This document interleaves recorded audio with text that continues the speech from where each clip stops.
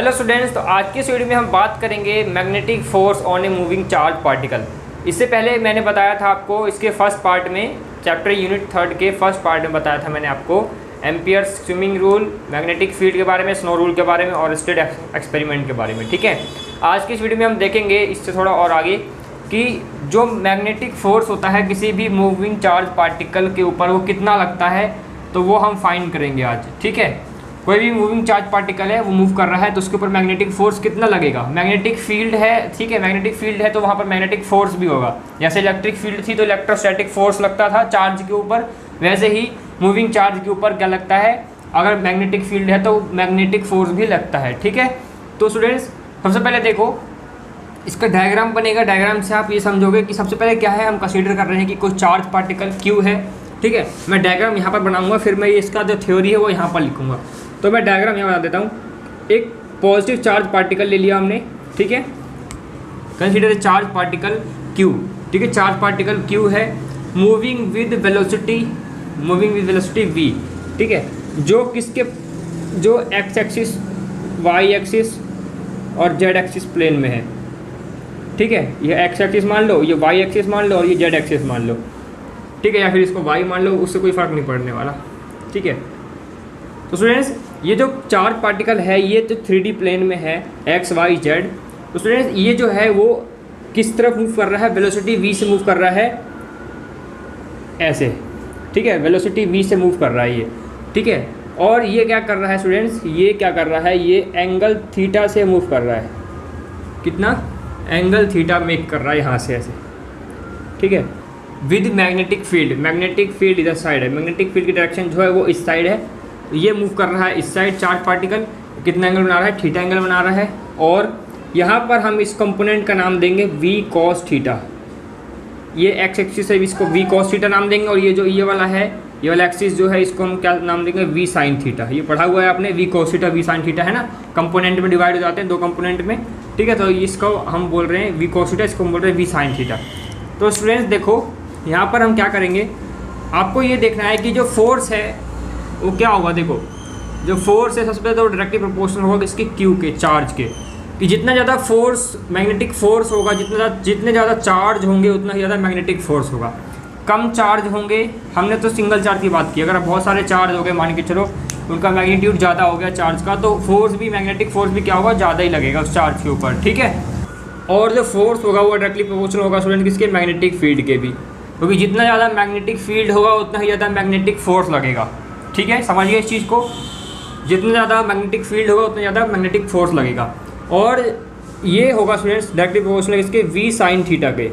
v sin theta के क्यों होगा, क्योंकि v से sin थीटा के अलॉन्ग अगर ये चार्ज पार्टिकल अगर v sin थीटा के अलॉन्ग मूव करता तो ये क्या करता है, ये इसके जो मैग्नेटिक फील्ड है ये इसके परपेंडिकुलर हो जाएगी। ठीक है, अगर ये चार्ज पार्टिकल इसके अलॉन्ग मूव करेगा तो मैग्नेटिक फील्ड और v sin थीटा के दोनों आपस में क्या है, परपेंडिकुलर है। ठीक है, लेकिन अगर यही वाला, अगर ये मैग्नेटिक, अगर इस v cos थीटा के साइड मूव करता तो मैग्नेटिक फील्ड भी इस साइड है, ये भी इस साइड मूव कर रहा है, तो दोनों में क्या हो जाएगा, पैरेलल हो जाएंगे, दोनों पैरेलल हो जाएंगे तो जीरो एंगल हो जाएगा। ठीक है, तो एंगल जीरो हो जाएगा दोनों के बीच में, तो यहाँ पर मिनिमम फोर्स होगा मैग्नेटिक फोर्स का, लेकिन यहाँ पर मैक्सिमम फोर्स होगा। अगर ये इस साइड मूव करेगा तो मैग्नेटिक फील्ड और ये दोनों परपेंडिकुलर हो जाएंगे, तो यहाँ पर मैक्सिमम फोर्स हो जाएगा। ठीक है, तो इसलिए v sin थीटा लिखते हैं, force directly proportional to v sin theta. तो स्टूडेंट्स हम क्या करते हैं, इनको कंबाइन कर देते हैं, कंबाइन करेंगे तो क्या होगा, फोर्स डायरेक्टली प्रोपोर्शनल हो जाएगा इसके q, फिर b के हो जाएगा q b v sin theta. ठीक है, हम इसको ऐसे लिख सकते हैं, force is directly proportional to q v b sin theta. ठीक है, q v b sin theta ऐसे भी लिख सकते हैं। अब स्टूडेंट्स देखो इस प्रोपोर्शनलिटी को साइन को हटाओगे तो क्या आ जाएगा आपके पास, f इक्वल्स टू k आ जाएगा, फिर q v b sin theta, बाकी सेम एज इट इज़। ठीक है, तो मतलब कि आपको यहाँ तक करना है, ये जो आपका फोर्स है वो इस मूविंग चार्ज पार्टिकल के ऊपर लगेगा। ठीक है, अगर वो इस तरीके से मूव कर रहा है तो समझ गए इस चीज़ को। तो पहले आप ये डायग्राम बनाओगे, पहले ये लिखोगे, फिर डायग्राम बनाओगे, फिर ये लिखोगे आगे। ठीक है स्टूडेंट्स, यहाँ पर जो k की वैल्यू होती है वो 1 होती है, किसके लिए, फॉर ऑल मीडियम, कोई सा भी मीडियम हो। ठीक है, यहाँ पर कोई पर्टिकुलर मीडियम नहीं है, कोई सा भी मीडियम हो, for all system of unit. CGS unit हो चाहे SI यूनिट हो, दोनों में K की वैल्यू क्या होती है, 1 होती है। चाहे कोई सा मीडियम में कोई सा भी सिस्टम यूनिट हो, ठीक है। तो K की वैल्यू 1 होती है यहाँ पर। तो K की वैल्यू 1 पुट कर दोगे अगर यहाँ पर, तो क्या मिलेगा आपको, फोर्स कितना आ जाएगा, फिर यहाँ पर लिख देते हैं हम QVB sin थीटा। समझ गए इस चीज़ को, समझ के दोबारा रिपीट करूँ क्या? देखो यहाँ पर जो फोर्स लग रहा है, मैग्नेटिक फोर्स ही तो देख रहे हैं, तो जो फोर्स लग रहा है जितना ज़्यादा चार्ज होगा उतने ही ज़्यादा जितना ही ज़्यादा चार्ज होगा उतना ज़्यादा, मान के चलो जितना ज़्यादा चार्ज होगा उतना ज़्यादा इलेक्ट्रिक फील्ड प्रोड्यूस होगी, ठीक है। अगर कंडक्टर की बात करें अगर हम, जितना ज़्यादा चार्ज होगा उतना ही ज़्यादा क्या होगा, इलेक्ट्रिक फील्ड प्रोड्यूस होगी। जितना ज़्यादा इलेक्ट्रिक फील्ड प्रोड्यूस होगी उतनी ही ज़्यादा मैग्नेटिक फील्ड प्रोड्यूस होगी। ये हमने ऑरेस्टेड एक्सपेरिमेंट में किया था कि इलेक्ट्रिसिटी जब पास हो रही थी तो मैग्नेटिक इफेक्ट वहाँ पर आ रहा था, ठीक है। तो वही बात है यहाँ पर, जितना ज़्यादा मैग्नेटिक फील्ड होगा बी क्या होता है, मैग्नेटिक फील्ड, जितना ज़्यादा मैग्नेटिक फील्ड होगा उतना ही ज़्यादा मैग्नेटिक फोर्स भी होगा। ये तो पता ही है, सिंपल सी बात है। मेन यहाँ पर देखो V sin थीटा है। V sin थीटा क्यों लिया हमने, ये क्यों नहीं लिया, क्योंकि अगर हम ये लेते हैं तो ये इस डायरेक्शन में है और मूविंग चार्ज पार्टिकल भी अगर इस डायरेक्शन में होता तो मैग्नेटिक फील्ड भी इस डायरेक्शन में है। मूविंग चार्ज पार्टिकल अगर इस डायरेक्शन मूव कर रहा है और मैग्नेटिक फील्ड इस डायरेक्शन मूव कर रही है तो दोनों ही पैरेलल हो जाएंगे, दोनों में एंगल 0 डिग्री हो जाएगा। तो ये फिर मैक्सिमम फोर्स नहीं होगा, वहाँ मिनिमम फोर्स होगा, ठीक है। तो वहाँ फोर्स की वैल्यू 0 हो जाएगी। लेकिन यहाँ फोर्स मैक्सिमम होगा V sin थीटा में कि अगर ये इस साइड मूव कर रहा है और मैग्नेटिक फील्ड इस डायरेक्शन में जा रही है, ये देखो इस डायरेक्शन में ना मैग्नेटिक फील्ड, और ये अगर इस साइड मूव कर रहा होगा तो दोनों में क्या होगा, परपेंडिकुलर हो जाएंगे, दोनों में एंगल आ जाएगा 90 डिग्री का, ठीक है। समझ गए इस चीज़ को, इसलिए यहाँ पर मैक्सिमम फोर्स होगा, इसलिए हमने ये लिया है V sin थीटा, ठीक है। अब इसको नोट करो, इसके बाद हम आगे देखेंगे स्पेशल केस है स्टूडेंट्स, कुछ देख लेते हैं हम, अभी समझ में आ जाएगा स्पेशल केस क्या है। कि अगर मान के चलो मैग्नेटिक फील्ड इस साइड है, चलो मैं यही बना देता हूँ। फर्स्ट केस जो है कि अगर मैग्नेटिक फील्ड इस साइड है, ठीक है, और मूविंग चार्ज पार्टिकल भी इस साइड है, ठीक है, V वेलोसिटी से मूव कर रहा है, तो दोनों में एंगल कितना आ गया, 0 डिग्री का आ गया, ठीक है। समझ गए कि मान के चलो जो चार्ज Q है वो V वेलोसिटी से मूव कर रहा है, वो भी इसी डायरेक्शन में जिस डायरेक्शन में मैग्नेटिक फील्ड की डायरेक्शन है, ठीक है। तो क्या हो जाएगा स्टूडेंट्स, तो क्या हो जाएगा, एंगल 0 डिग्री हो जाएगा, दोनों पैरेलल हैं। तो हमारे पास फॉर्मूला होता है force equals to QVB sin theta, यही फॉर्मूला होता है, इस चीज़ को याद रखना, ठीक है। आसान सा फॉर्मूला है QVB sin थीटा। अब यहाँ पर 0 डिग्री पुट कर देते हैं तो sin 0 कितना होता है स्टूडेंट्स,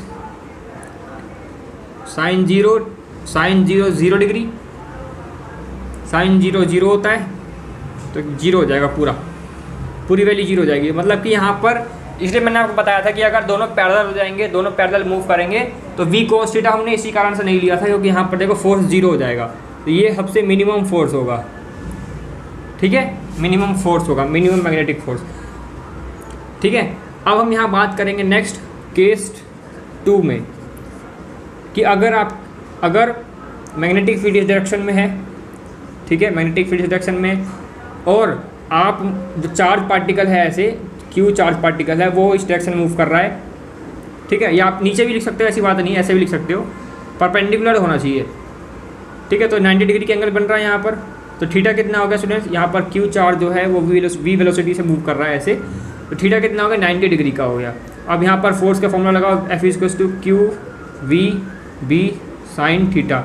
तो फोर्स कितना आ गया आपके पास, QVB sin 91, तो sin 91, तो क्या बचेगा आपके पास, फोर्स इक्वल्स टू में QVB बचेगा, ठीक है। तो आपके पास ये आ गया, इसका मतलब यहाँ पर क्या है, ये मैक्सिमम मैग्नेटिक फोर्स है, मैक्सिमम मैग्नेटिक फोर्स होगा यहाँ पर, इसलिए हमने V sin थीटा लिया था। समझ गए ना, आप समझ में आया कि हमने क्यों लिया था, तो इस कारण से होता है, ठीक है। तो स्टूडेंट्स हम यहाँ पर एक लाइन लिख सकते हैं कि इसके बाद आप एक लाइन लिखते हो कि इट फॉलोज स्ट्रेट पाथ, ये स्ट्रेट पाथ फॉलो करेगा जब ये चार्ज पार्टिकल इस साइड मूव करेगा। तो अगर ये ऐसे मूव कर रहा होगा तो ये कैसे करेगा, एक सर्कुलर पाथ फॉर्म करेगा, ऐसे यहाँ से ऐसे जाएगा मूविंग चार्ज पार्टिकल, फिर ऐसे परपेंडिकुलर है तो ऐसे मूव करेगा। ये आपने सर्किट में देखा था ना, ऐसे सर्किट में, तो वो ऐसे चार्ज क्या हुआ था, ऐसे जा करके ऐसे फिर वापस आया था तब, ठीक है। तो इस तरीके से वापस ऐसे घूम करके चार्ज आएगा, तो ये क्या करेगा, सर्कुलर पाथ फॉलो करेगा। तो यहाँ लिख सकते हो कि इट फॉलोज सर्कुलर पाथ, ठीक है। थर्ड केस देख लेते हैं हम इसमें, ठीक है स्टूडेंट्स। तो एक डायग्राम बनेगा इसका ऐसे, केस थर्ड में ये एंगल थीटा, ये चार्ज क्यू है, ये वी वेलोसिटी से मूव कर रहा है, मैग्नेटिक फील्ड इस डायरेक्शन में है, ठीक है। तो यहाँ पर क्या होगा, फोर्स जो होगा आप यहाँ पर जो एंगल बनेगा वो एंगल क्या होगा स्टूडेंट, देखो एंगल जो है थीटा जो है वो 0 से ज़्यादा है ना, क्योंकि 0 अगर ये नीचे होता पूरा तो 0 होता, 0 से ज़्यादा है और 90 से कम है ना। तो थीटा जो है वो ग्रेटर है किससे, 0 से, और जो थीटा यही वाला थीटा किससे लेस है, किससे 90 डिग्री से, क्योंकि 90 डिग्री ऐसे होता है, इससे कम है, 0 से ज़्यादा है, ठीक है। तो जो फोर्स होगा इस पर कितना लगेगा, Q V V sine theta. अब यहाँ पर आप क्या लिखोगे, यहाँ क्या पुट करोगे, 0 डिग्री 90 डिग्री क्या पुट करोगे बताओ। तो आप यहाँ लिखोगे force not equal to 0, direct ऐसे लिख दोगे फोर्स नॉट इक्वल टू 0, ठीक है। आप ना तो यहाँ पे 90 पुट करोगे ना 0 पुट करोगे, हम यहाँ पर बस सिंपली बता देंगे कि यहाँ पर फोर्स 0 नहीं होगा, ना मैक्सिमम होगा ना मिनिमम होगा, बीच का फोर्स होगा, समझ गए इस चीज़ को। अगर ये बिल्कुल ऐसे होगा तो पैरेलल हो जाएगा, 0 डिग्री एंगल 0 होगा तो ये ऐसे हो जाएगा 0, अगर 90 डिग्री हो जाता तो ये केस हो जाएगा, बीच का है तो क्या हो जाएगा, ये क्या हो जाएगा students, force not equal to 0, मतलब कि फोर्स होगा ना ज़्यादा होगा ना कम, 0 होगा मतलब, लेकिन 0 नहीं होगा, ठीक है, मतलब फोर्स होगा यहाँ पर, समझ गए इस चीज़ को। और यहाँ पर हम लिख सकते हैं कि ये कौन सा पाथ फॉलो करेगा, it follows spiral path. Spiral जानते हो ना, स्पाइरल कौन सा होता है, स्पाइरल जानते हो ऐसे, इट फॉलोज स्पाइरल पाथ, बस आपको इतना बस याद रखने की चीज़ है, ज़्यादा कुछ हुआ नहीं है, ठीक है। तो चलिए इस तरीके से हम करते हैं। इसके बाद हम नेक्स्ट वीडियो में बात करेंगे फ्लेमिंग लेफ्ट हैंड रूल के बारे में और इसकी मैग्नेटिक फील्ड की यूनिट डायमेंशन फॉर्मूला, ये सब देखेंगे नेक्स्ट वीडियो में, ठीक है स्टूडेंट्स। ठीक है, तो इस वीडियो को यहीं पर एंड करते हैं, फिर मिलेंगे नेक्स्ट वीडियो में, तब तक के लिए पढ़ते रहो। Thank you for watching.